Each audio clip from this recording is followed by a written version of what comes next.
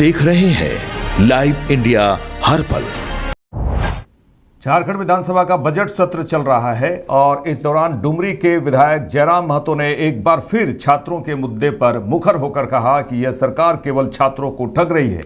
उन्होंने कहा कि 1 मार्च को होने वाले कुर्मी आंदोलन का जयराम महतो समर्थन करेंगे। मैंने सलाह दिया है, क्योंकि ग्रामीण विकास पर राज्य के साथ साथ पूरे आम जनमानस की भी नज़र रहती है।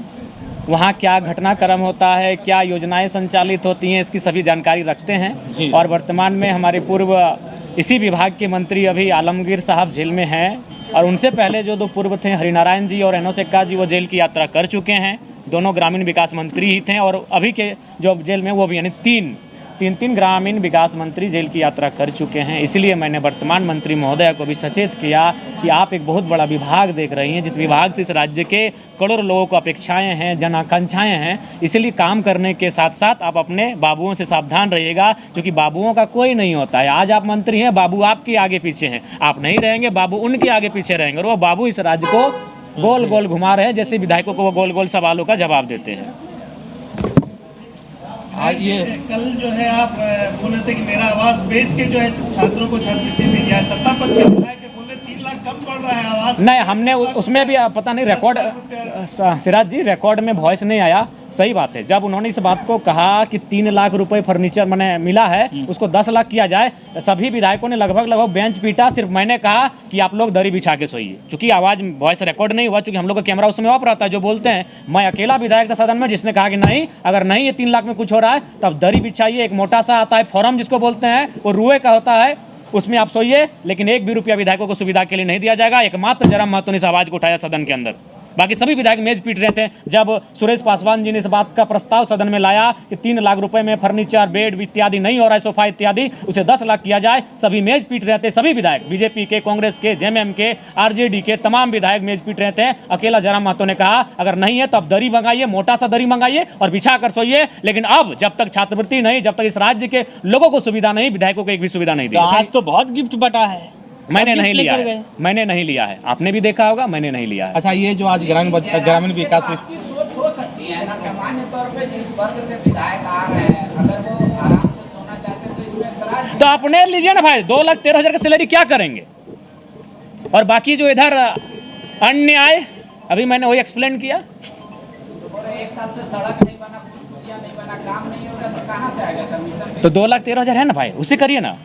आज के दौर में अगर कोई 30,000 की सैलरी उठाता है पांडे जी, तो वो संतोषजनक जीवन यापन कर रहा है, पत्नी के साथ, बच्चों के साथ, 2-4 रिश्तेदारों के साथ, उनको अच्छा जीवन यापन हो रहा है। आपको 2 लाख की सैलरी में अगर आप अपना जीवन यापन नहीं कर रहे हैं तो बड़ा विचित्र बात है। ये आज जो बजट में चर्चा हुई ग्रामीण विकास पर, क्या कहेंगे इस पर? देखिए, ग्रामीण विकास का बजट निसंदेह बहुत बड़ा बजट है बाकी की तुलना में, लेकिन अभी भी अगर हम उसका तुलनात्मक अध्ययन करें तो हमें लगता है काफ़ी कम है। वही मैंने उदाहरण दिया कि शहर में जो लोगों के खर्चे हैं और गांव में जो खर्चे हैं, गांव में जो आमदनी है और शहर में जो आमदनी है वो 2 गुना है।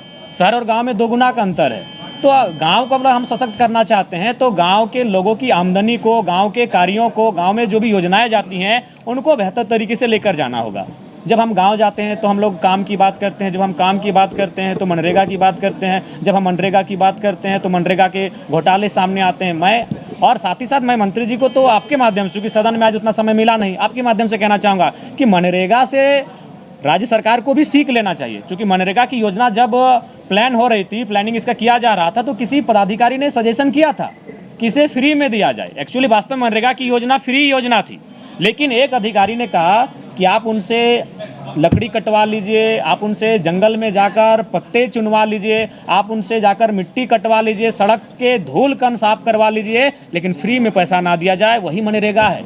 मनरेगा में करप्शन होने के बाद भी आज अर्थव्यवस्था की एक रीढ़ बना हुआ है मनरेगा। तो उससे राज्य सरकार को भी सोचना चाहिए, जो वो मैया सम्मान लेकर आए, और सभी राज्यों को जो अपने वोट बैंक के चक्कर में फ्री लेकर आ रहे हैं। मनरेगा उसका सबसे बड़ा उदाहरण है। मनरेगा भी इसी प्रकार की स्कीम थी, फ्री में देने वाली स्कीम थी, लेकिन उस कमेटी में जो पदाधिकारी बैठे थे उनमें से कुछ ने सजेस्ट किया कि आप उनसे जंगल में लकड़ी कटवा लीजिए, उनसे मिट्टी कटवा लीजिए, जो सड़क है उन सड़क में जो धूल और कंकड़ पड़ रहे हैं उनसे उनको चुनवा लीजिए, लेकिन श्रम करवाइए और पैसा दीजिए। वही मनरेगा है। ठीक ठीक। समुदाय के लोग, समाज के लोग एक बार फिर मैदान में जो है करने वाले हैं, क्या लगता है उनकी मांगों को लेकर आप? मैंने तो हमेशा कहा है कि भाई मैं अपने समाज की जो मांग है, जो विगत दशकों से नहीं, जब से हम लोग अनलिस्टेड हुए हैं, लिस्ट से बाहर हुए हैं, तब से चली आ रही है और मैं उस मांग का समर्थन करता हूँ। जयराम जी, नगर निकाय चुनाव का आज परिणाम आ रहा है, आपकी पार्टी बार कैसा प्रदर्शन कर रहे हैं? अभी तक 3 सूचना मिली है, एक बेरमो में, एक हजारीबाग में और एक बोकारो में। 3 जगह हम लोग पार्षद का चुनाव जीते हैं और एक नई पार्टी के लिए जिसका शहर में कोई जनाधार नहीं था, ये हमारे लिए सोने पे सुहागा है।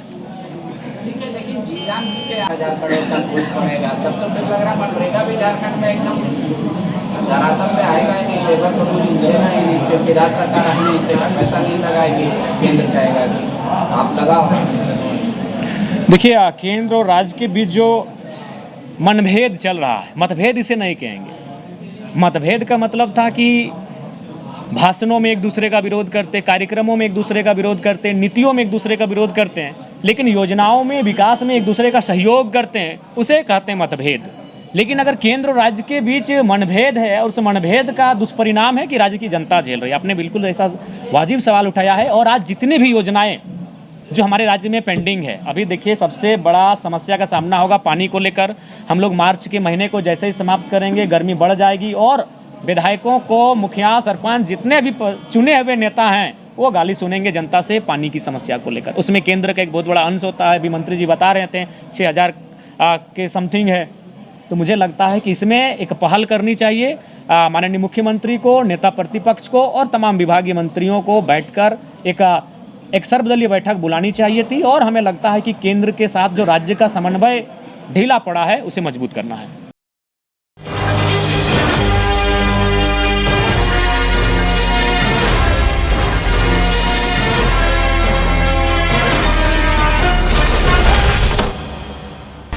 आप देख रहे हैं लाइव इंडिया हर पल।